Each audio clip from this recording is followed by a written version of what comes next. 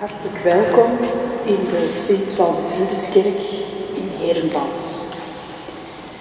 Eerst bedank ik Chris de Maaier, die ons reeds in de sfeer bracht met haar monumentale klanken. Dank u wel, Chris.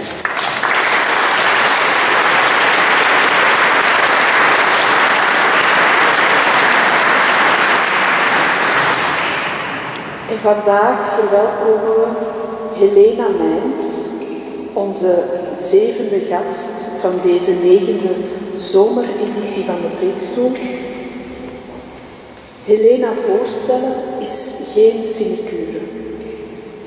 Zij is niet alleen leerkracht, informaticus, webdesigner, maar ze bezit ook een passie voor reizen en dansen. En door die enorme creativiteit is zij een zeer boeiende persoonlijkheid. Een persoonlijkheid die ondanks de vele vooroordelen haar ware ik volop verder ontwikkelt op een zeer bijzondere levensweg. Helena, jij nam de uitdaging aan om in 30 minuten te antwoorden op de vraag wat het betekent voor jou als je zegt, ik ben christelijk gelovig. Het woord is aan jou. Dankjewel. Ben ik voldoende verstaanbaar op deze manier? Mocht knikken als dat zo is of nee als dat niet zo is, want die micro is toch iets nieuw voor mij. Ik ben inderdaad Helena Mijns. Ik kreeg ongeveer een half jaar geleden de uitnodiging om vandaag op deze preekstoel te komen antwoorden op die vraag. En eigenlijk was het in de eerste plaats een vraag aan mezelf. Ben ik eigenlijk nog christelijk gelovig? Ja, ik heb een katholieke opvoeding genoten. Ik ben jaren actief geweest in de parochie als misdienaar. Ik heb verschillende malen deelgenomen aan de Wereldjongerendagen en leiding geweest. Ik ben ondertussen godsdienstleerkracht, maar als transpersoon botste ik ongeveer 3 jaar geleden plots op een kerk, op een instituut van mensen waar ik zoveel jaren actief geweest was, die over mijn staat van leven, mijn staat van zijn plots best wel pijnlijke dingen zeggen. Nou, hoor ik dan nog bij die kerk? Mag ik daar nog bij horen? En wat doet dat eigenlijk persoonlijk met mijn eigen geloof? Heeft dat daar een invloed op? Ja of nee? Om daar een antwoord op te kunnen geven, in hoeverre ik vandaag nog christelijk gelovig ben, of dan op mag zijn of durf zijn, ben ik terug gaan kijken in mijn eigen leven, dat bijna 35 jaar telt, om te gaan kijken hoe ik geworden ben, wie ik vandaag ben, wat mijn leven, mijzelf en geloof gevormd heeft. En ik zou willen starten met die terugkijk met jullie te delen. Als ik mezelf herinner als peuter, in hoeverre dat je dat kan, want dat is natuurlijk best lang geleden en je bent dan nog niet zozeer zelfbewust, durf ik zeggen dat ik als mens spiritueel geboren ben. Misschien niet onlogisch, als we uitgaan van het feit dat wij allen een ziel hebben, die ziel die geschapen wordt door God, ja, op het moment dat je net in je lichaam komt, net aan je leven start, dan komt die ziel net van God. Misschien is het dan ook logisch dat je ergens nog een herinnering hebt en die aanwezigheid van God als vanzelfsprekend ervaart, als pasgeboren baby of als peuter. Voor mij was God in elk geval in het begin van mijn leven een vanzelfsprekende aanwezigheid.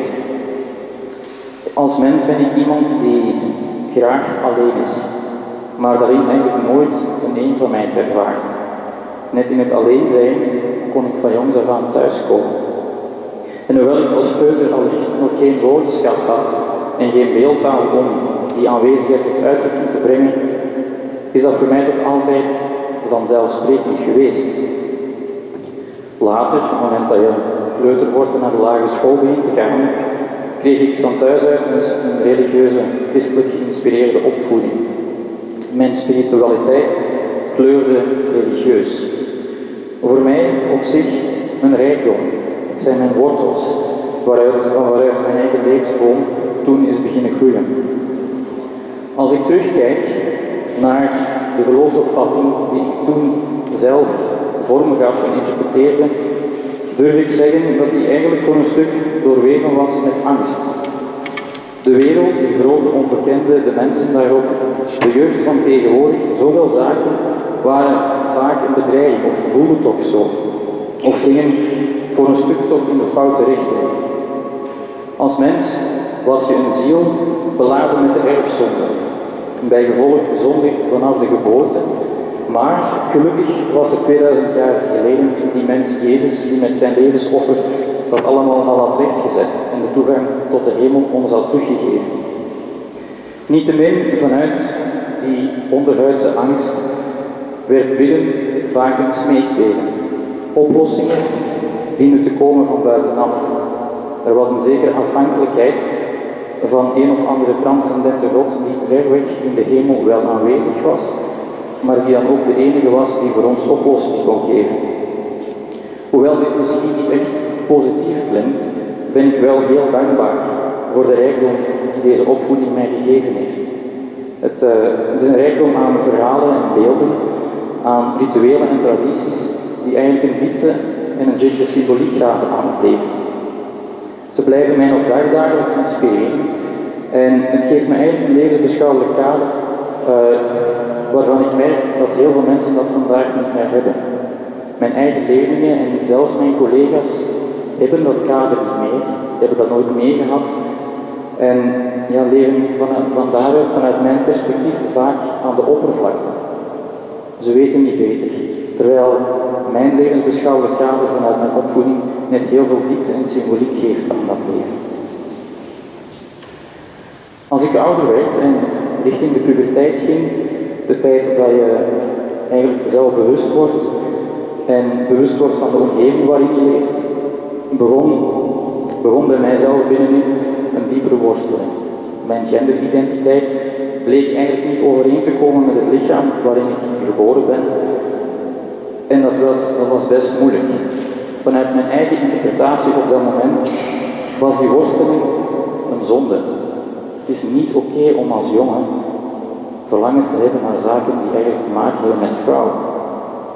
Ik wilde natuurlijk mijn hemel niet verliezen, ik wilde niet in zonde leven, dus ik ging met alle macht en energie die ik had, half bewust of onbewust, dat stukje van mezelf negeren en eigenlijk aan een stuk zelfverloochening doen. Als overcompensatie, als een zoektocht naar redding, ging ik op zoek heel bewust naar wat is het nu, of wat betekent het om een goede christen te zijn. Want ik wilde mijn hemel wel verdienen. Het antwoord dat ik daarop toen gaf, was eigenlijk het instituut volgen. Volgen wat zij verkondigen, wat zij verwachten van hun christenen. Geloven volgens de letter. Geloven op een zeer rationele manier, waarbij het gevoel volledig werd uitgeschakeld. Want net ik dat voelen bij mezelf, ja, daar zat zonde, dus dat wil ik niet. Als mens werd ik iemand die blind volgde, die vasthield aan een of andere absolute waarheid, verkondigd door het instituut kerk, en samen met een hele hoop andere leeftijdsgenoten nam ik eigenlijk deel aan de vorming van een groepsidentiteit. Op zich een leuke ervaring, want je hoort ergens bij. Maar als je leeft vanuit een groepsidentiteit en daarbij jezelf opzij schuift, ga je heel vaak de ander als fout bestempelen. Wij zijn juist bezig, wij weten het, wij volgen de waarheid en al de anderen, die zijn fout, die moeten geholpen worden, die moeten bekeerd worden. Bidden werd dan ook een vraag tot inzicht en bekering van al die anderen. Bidden werd eigenlijk het projecteren van je eigen waarheid op God, waarbij God geen plaats meer kreeg of ruimte om te spreken. Ik was zelf altijd aan het woord. En het ging op een bepaald moment zo ver dat ik een goede vriend van mij, die zich outte als homoseksueel, vol liefde als ziek verklaarde. Maar de oplossing was nabij, ik zou voor hem bidden. En het was door dat gebed dat hij van zijn geaardheid zou genezen. Homoseksueel zijn is oké, dat had men vanuit de kerk verteld, maar het beleven niet. Ik mag van geluk spreken dat die vriend vandaag nog altijd mijn vriend is. Op zich herken ik daar vandaag, als ik daarop terugkijk, ergens een onbewuste hoop op genezing van mezelf. Want diep binnenin zat ik natuurlijk al heel lang te worstelen met iets dat ik ook niet wilde, dat ook niet begrepen werd, dat ook geen plaats had in die kerk. Niettemin ben ik dankbaar ook voor die periode. Voornamelijk omwille van de ervaring van zo'n groepsidentiteit. Als we vandaag naar onze maatschappij kijken, dan zien we heel vaak dat bepaalde mensen die van onze maatschappij of door onze maatschappij gevraagd worden te integreren of misschien zelfs te assimileren, eigenlijk een deel van identiteit op te geven. Het is vrij logisch, denk ik dan, dat dergelijke mensen bij elkaar op zoek gaan naar behoud van die identiteit. Maar net daardoor krijg je natuurlijk radicalisering. Het is door die ervaring uit mijn eigen puberteit dat ik ergens durf zeggen dat ik mij in die zin daarin kan inleven. Niettemin bleef deze geloofsopvatting niet werken voor mij. Ergens botste dat. Hoe kan je als instituut dat een God van onvoorwaardelijke liefde predikt, tegelijkertijd voorwaarden stellen aan de uitdrukking en de beleving van die liefde? Waarom kunnen sommige mensen, of krijgen sommige mensen geen toegang tot bepaalde sacramenten die met die liefde te maken hebben? Alleen maar omdat ze niet thuis horen in een bepaald biologisch hokje. Hoe durf je als instituut vragen dat sommige mensen hun liefde niet beleven? Opnieuw omdat ze niet in een bepaald biologisch hokje thuis horen. Hoe meer ik opgroeide, hoe ouder ik werd, hoe meer ik eigenlijk op zoek ging naar liefde, naar God en eigenlijk naar mezelf. Als ik kijk naar mezelf van kind af, ben ik die zoektocht steeds meer buiten mezelf gaan leggen. Maar daardoor vervreemde ik ook steeds meer van mezelf. Doorheen al deze omzwervingen en de uiteindelijke ervaring van mijn eigen gevoel, ben ik uiteindelijk, of in principe, terug uitgekomen bij het begin, of in het beginnen, bij mezelf. Ik ben dankbaar voor al die zoektochten en voor alle religieuze handleidingen die mij aangereikt geweest zijn. Het heeft mij een rijkdom aan inspiratie en levens- en inlevingservaring gegeven. Maar christelijk geloven voor mij is vandaag ruimer dan alleen maar datgene dat past binnen de rituelen en de tradities van de kerk zelf. Het gaat verder, het gaat dieper en mijn levensboom, die christelijk geworteld is en ook altijd zal blijven, heeft ondertussen een bredere stam en een kruin die eigenlijk spant over meerdere levensbeschouwingen. Als we kijken naar de christelijke godsdienst, dan spreekt hij van een transcendente God en een immanente God. Transcendent, God is in de hemel, is elders, is ver weg. En God is immanent. Hij is aanwezig binnen onszelf. Voor mij resoneert die transcendente God eigenlijk niet meer. Voor mij is God altijd vlakbij, zoals ik het eigenlijk als peuter al ervaar. God is voor mezelf onvoorwaardelijke, oneindige liefde, licht, vuur, kracht, energie, eender welk woord dat je eigenlijk wil gebruiken, maar nooit voldoende zal zijn. God is het begin, het einde, alpha, omega, eeuwigheid, waar begin en einde natuurlijk eigenlijk net niet bestaat. God is voor mij alles, het al, het heelal. God is voor mij aanwezig in alles en iedereen. Niet alleen wij als mens, niet alleen de dieren, maar ook de bomen, alles rondom ons. De mens is voor mij in die zin in de eerste plaats een ziel, aanwezig in een tijdelijk fysiek lichaam. In de eerste plaats dacht ik dat de ziel een vonk was, geschapen naar het beeld van God, ergens met een begin in de tijd en van daaruit een eeuwigheid. Maar op dit moment ervaar ik het eigenlijk veel dieper. Ik ben als ziel, wij zijn als zielen niet zozeer vonken, ergens geschapen in de tijd, maar wij zijn deel van datzelfde vuur. Deel van het al dat God op zichzelf is. Voluit vuur, zelfvuur, licht en liefde. Vuur dat warmte geeft, maar niet verteert, net zoals de braamstruik bij Mozes. Mijn ziel, onze zielen, zo geloof ik, kennen geen begin en geen einde. Ik ervaar dat ik als ziel bewust gekozen heb voor de context waarin ik leef en bewust gekozen heb voor de ervaring die het mij in dit leven geeft. waarbij zowel koud als warm noodzakelijke ervaringen zijn om beide te leren kennen en te appreciëren. Zonder koud water ga je nooit beseffen wat dat warm water eigenlijk is. Lijden en vreugde horen in die zin ook thuis in elk leven. Het zijn eigenlijk soms richtingaanwijzers om je te helpen te groeien in die ervaring die je net gekozen hebt. Dit lijkt misschien raar, maar voor mij is het een keuze om niet als slachtoffer te leven. Ik als transpersoon werd 3 jaar geleden ongeveer wakker in mijn eigen lichaam dat plots niet meer leek te kloppen. Wat doe je daarmee? Hoe komt dat? Van waar komt dat? Is er een oplossing? Is dat dan een oplossing die ik wel wil? Wil ik wel een oplossing? Wil ik wel verder? Ben ik een fout van de natuur? Zoveel vragen waar eigenlijk op dit moment geen antwoord op zijn. Maar door te geloven en erop in te gaan staan, dat ik net zelf deze ervaring gekozen heb als ziel, ben ik geen slachtoffer. En kom ik in mijn anders zijn net in mijn kracht staan. Want het is een keuze geweest voor een bepaalde ervaring. Als ziel ervaar ik mezelf, ervaar ik eigenlijk ons allen, als geïndividualiseerde goddelijke wensen van de schepping zelf.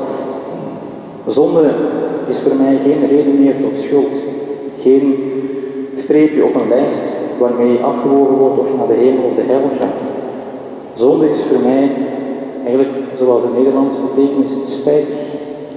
Het verwijdert mij eigenlijk van God zelf en van datgene dat ik net bewust in dit leven wilde komen ervaren. Bidden is voor mij iets dat ik niet meer doe vanuit mijn hoofd. Dat heb ik een hele tijd geprobeerd, dat werkte niet. Bidden is iets dat ik voel. Veel woorden gebruik ik vaak niet meer. Want net in het spreken krijgt God geen ruimte om zelf te spreken. Bidden is voor mij stilte. Is gaan luisteren wat hier binnen aanwezig is. Bidden is luisteren. Ik geloof ook niet meer in een of andere absolute waarheid. Waarheid is voor mij iets dat evolueert. Ooit gaf ik aan een leerling die vroeg naar het beeld van God de vergelijking van een oneindig en altijd maar groeiend schilderij. Elke mens, doorheen de mensengeschiedenis, is uniek. God zoekt met elke mens een persoonlijke verbinding. Bij gevolg is elke godservaring ook uniek. Elke mens, doorheen de volledige geschiedenis, geeft zijn eigen kleur aan dat schilderij. En dat schilderij blijft eigenlijk altijd maar groeien. God schept zichzelf, ervaart zichzelf door ons als mensen. Wij zijn eigenlijk medeschepper op die manier.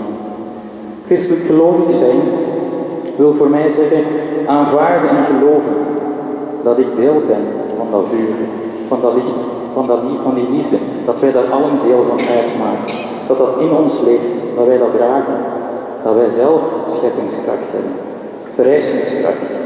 Wij zijn niet zozeer beheerder van de schepping, wij zijn medeschepper. En daarbij kom ik bij de tekening die hier vooraan hangt, onder de preekstoel. Voor zij die het kunnen zien, anderen kunnen straks bij het passeren eens komen kijken.